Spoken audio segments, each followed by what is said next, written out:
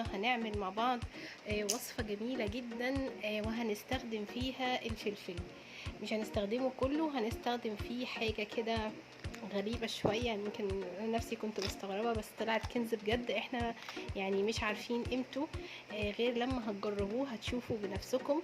انا مش هقول لكم الوصفة دي في اول الفيديو كده هتعمل ايه، انا عايزاكم بس تتابعوا الفيديو معايا للاخر. بصوا احنا هنستخدم مع بعض اللي هي البتاعة دي انا مش عارفة اسمها ايه، ولكن هي انا هسميها البتاعة دي لان حقيقي ملهاش اسم. هي الراس بتاعة الفلفل نفسها، كنز حقيقي. بجد ليها فوائد رهيبة، والفلفل نفسه بيبقى له ليه فوائد جميلة جدا للصحة، وهو اصلا مضاد حيوي طبيعي ربنا خلقهولنا. فمن الحاجات اللي ليها فوائد لا تعد ولا تحصى. احنا هناخد البذور اللي زي ما انتوا شايفينها كده اهو، وهاخد فلفلايه تانية كمان وبنفس الطريقه برضو هطلعها. عايزاكي تبتدي معايا بالفيديو بالصلاه على رسول الله.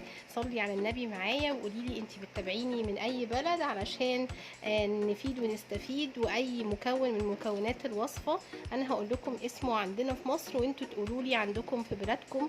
قولي لي من اي بلد واسم الحاجه اللي انا بستخدمها في الوصفه ايه.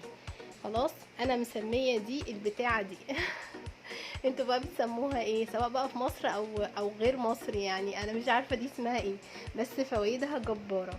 تمام، انا خدت كده البذور وهحط عليهم معلقه من اليانسون اللي هو الحصى. انا مش عايزه ينسون مطحون، انا عايزه اليانسون الحصى. خلاص، وكمان هعوز عليهم معلقه من الشمر. الشمر من الحاجات الهايله جدا. انا لغايه دلوقتي ما قلناش الوصفه دي هنستخدمها في ايه. طبعا في كوبايه كده عندي، وهنقل المكونات دي كلها مع بعض في الكوبايه بتاعتنا اهو، وهبدا انزل عليها بميه دافيه او ميه سخنه مغليه. يعني هنزل بقى بالميه المغليه على كل المكونات اللي انا الكوبايه كلها ما اتملتش، معلش بقى.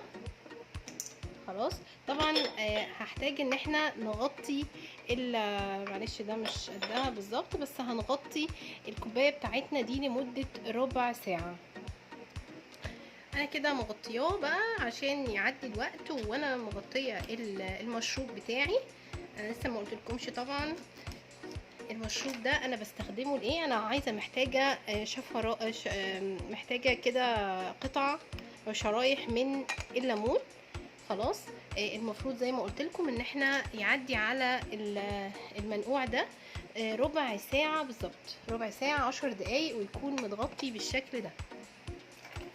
هقلب بقى عشان بقى وقت الفيديو مطولش عليكم. هبدا بقى اصفي المكونات دي كلها مع بعض. حذروا فزروا بقى، لو وصل معايا لغايه هنا في الفيديو ده من الابطال، او انتي بطله.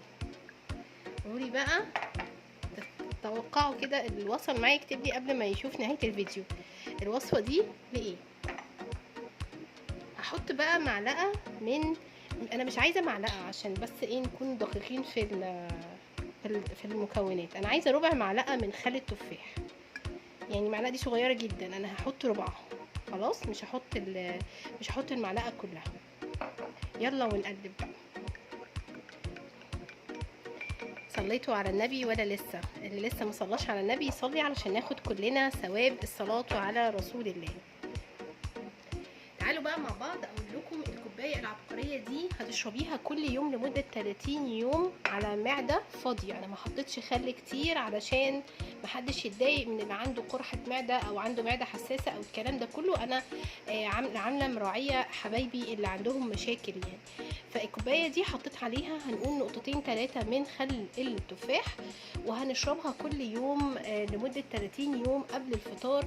وبلا مبالغه هتخسري نص وزنك، هتخسري نص وزنك. قيسي قبل وبعد، بتسيح الدهون بشكل رهيب جدا، يعني هايله. فيديو البتاعه دي بجد انا هسميه كده فيديو البتاعه دي، فعلا فعلا ترند، وعايزين نخلي الفيديو ده ترند بجد. الهايله هايله البذور اللي احنا حطيناها في الوصفه دي فوائدها فظيعه. جربوا الوصفه وان شاء الله هتعجبكم جدا جدا، واكتبوا لي في الكومنتات، وما ننساش تقولوا لي بتتابعوني من اي بلد. اليانسون والشمر انا استخدمتهم في الوصفه، قولوا لي اسمهم ايه في البلاد بتاعتكم. مستنيه ارائكم، مستنيه تكتبوا لي في الكومنتات، حتى لو لايك حلو زيكم كده ما ننساهوش. ايموشن حلو برضو تكتبوا لي في الكومنتات تنزلوه لي. وما ننساش الصلاه على رسول الله. يا رب يكون الفيديو كان خفيف عليكم وعجبكم، واستنوني في فيديو جديد، وباي باي.